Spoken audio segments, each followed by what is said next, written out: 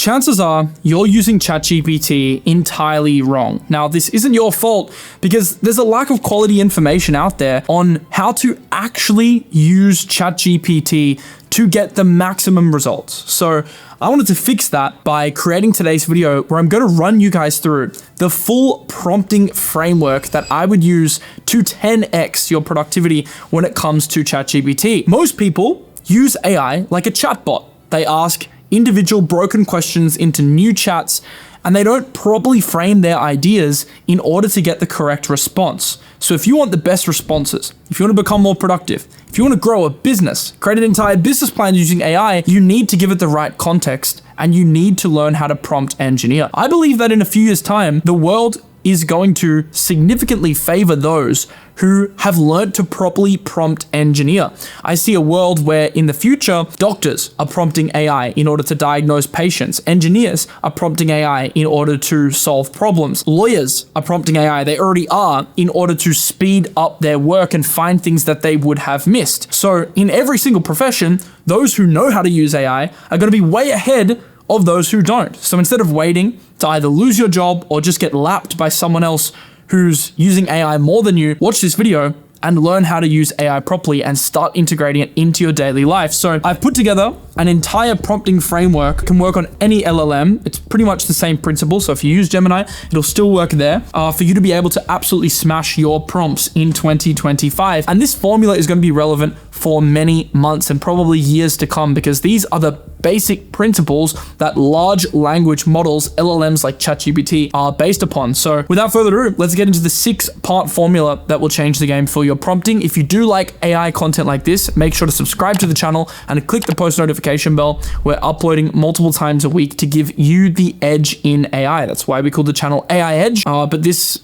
basic concept of prompt engineering is the important thing to master before you can go off and do all of these fancy things, build custom graphics and start automating workflows, and all of that stuff is great, but it only comes once you fully understand prompting. So step number 1, in terms of constructing a prompt, it's the command. Every great prompt starts with a command, not a question, not a vague ask, a command. This single change can transform your wishy-washy requests into a professional directive that actually gets results. So throughout today's video, we're going to build upon a framework for financial advice, and I'm going to show you how you can stack these prompts on top of each other to reverse engineer the best possible response, aka prompt engineering. So if you want investing advice, the first thing you could do is command the AI to give you investing advice. But if you look at the upgraded version here, you give a tiny bit more context, which helps refine the command for the AI. So instead of give me investing advice, you would write recommend. This is a key change that we're making here. Recommend instead of give, because now it's going to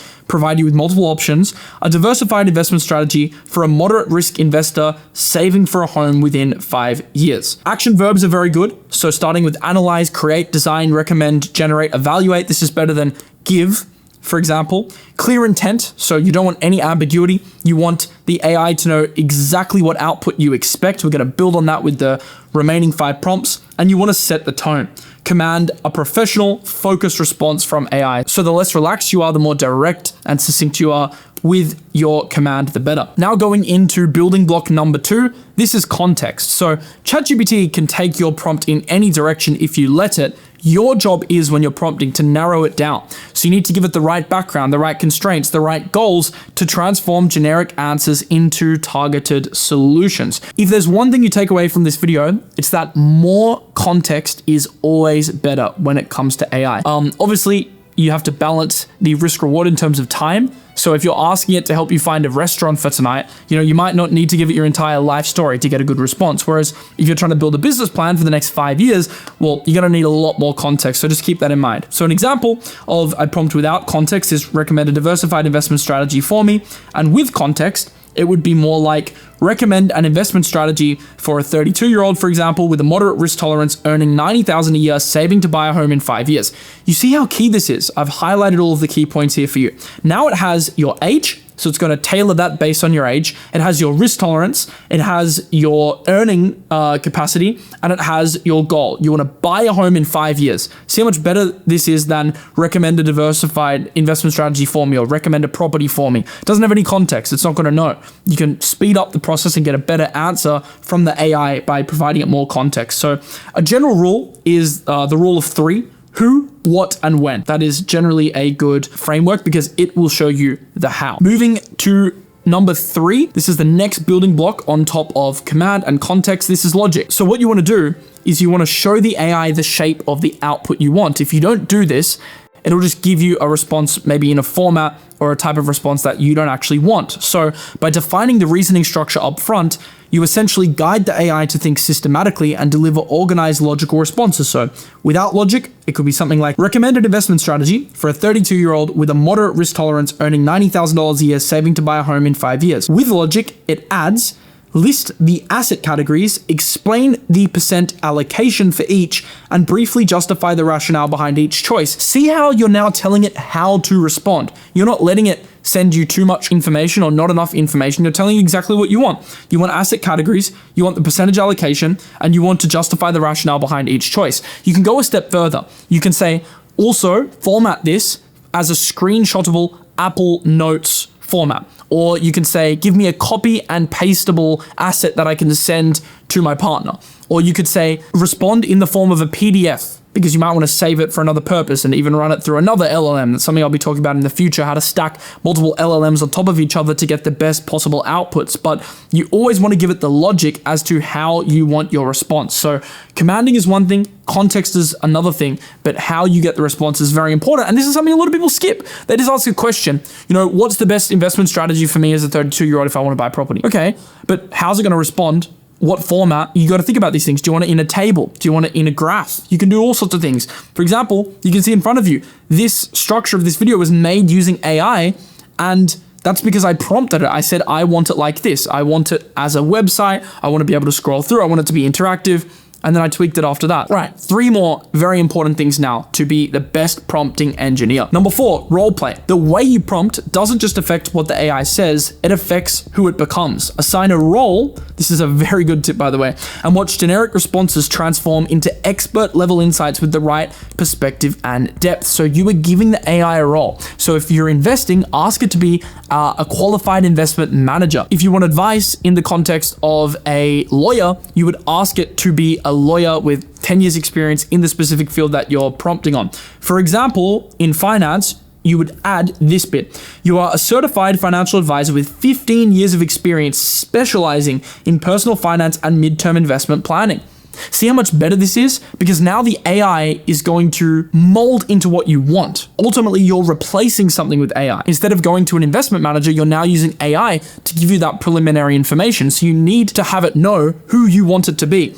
This is a huge level up, I think, versus the average prompt, because this significantly shapes your responses. If you play around with this, you'll see the responses are super generic sometimes when you don't give it a role, and when you do give it a role, it's so much better. So a few different personas you can use: financial advisor, marketing strategist, code architect, embed expertise so the AI channels specific knowledge and perspectives through doing this, and style and tone.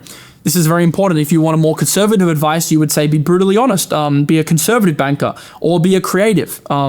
However you would like your response to be. Whatever you tell it, it's going to do. That's how it's programmed, but you have to give it the right information. Next step, this carries on from the logic from before, is formatting. So as I mentioned before, if you actually format correctly, so for example, format the response as a clear list of bullet points under 3 sections: 1, asset allocation; 2, rationale for each category; and 3, risk considerations. This will put it and order in a way that you want. So it's very important to get the correct format. The logic piece is important for it to shape the output that you want. And then the format piece is important for it to structure it in the correct way. But obviously that crosses over with point number 3. Now the last one, and this is the biggest hack I can give you, because by now you have a good command, you have good context, you have good logic, you have a role, and you have a format for it. The biggest one, and this is my biggest tip for you, is questions. So what you will do is, after you have the full prompt with the command, context, logic, roleplay format, you would ask me 10 questions that will help you tailor my strategy even more. This is the secret sauce, because this is providing, as I said in point number 2, more context. So what I would do always is build out a basic framework going through this, and then at the end, get it to ask you questions, because it will pick holes in your prompt.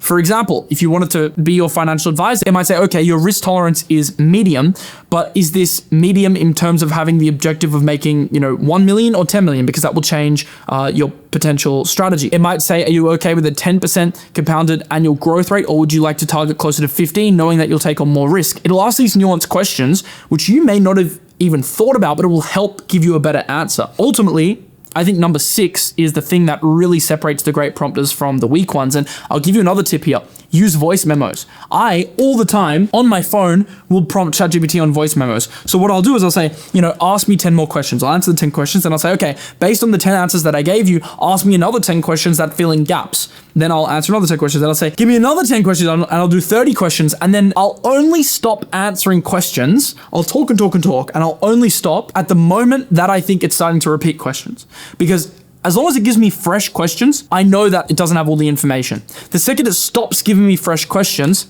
then I know that the prompt is ready to fully go, and then I can let it rip and getting it to create like an awesome PDF or something that I want. Keep in mind though, as I said before, you wouldn't waste time doing 30 questions on something small like, where are we going to go for dinner tomorrow? Like that doesn't make any sense. Whereas if you're doing a full business plan or a content strategy or fleshing out a script for content, then obviously more questions are better. The better the script's going to be, the better the business plan's going to be, the more tailored it is going to be to you. So for big life-changing things, questions. For small things, you can probably get away with 1, 2, 3, 4, and 5 and asking it for 3 questions and then just answering 3, because you don't want to go on and on and on. It might just ask you, what's your budget for dinner? It's $50. Where do you prefer to go? I prefer to go to this area. What time do you want your reservation? I want it at 10 p.m. and then it's gonna go for you. Now, in terms of the best LLMs for this framework, this will work well across most LLMs, but this is battle tested with ChatGPT and Gemini. So these are the two LLMs, in my opinion, that are quite broad and work very well with this framework. With more creative models, it's a little bit different. Like Claude operates a little bit differently, and Grok, which is sourcing real-time news from X, also operates a little bit differently. So the way that you interact with those models is slightly different. I think this will work best on your general models. However, the principles are going to be the same. LLMs need context, they need to know how you want the information formatted, and they need questions, and they need a clearly defined role in order to give you the best prompt possible. So maybe some of these points you've never thought about before, and you can start integrating them into your prompts. And I think this is relevant for everyone, whether you're tweaking your personal to-do list or you want to go and develop an application. It's going to be the same framework, just the levels and the different types of questions you answer will vary. If you enjoy content like this and you want more guides like this and more in-depth workflows and prompt frameworks down the track, make sure to click that subscribe button and hit that post notification bell, and I'll keep giving you the edge in AI. I'll see you in the next one. Peace out.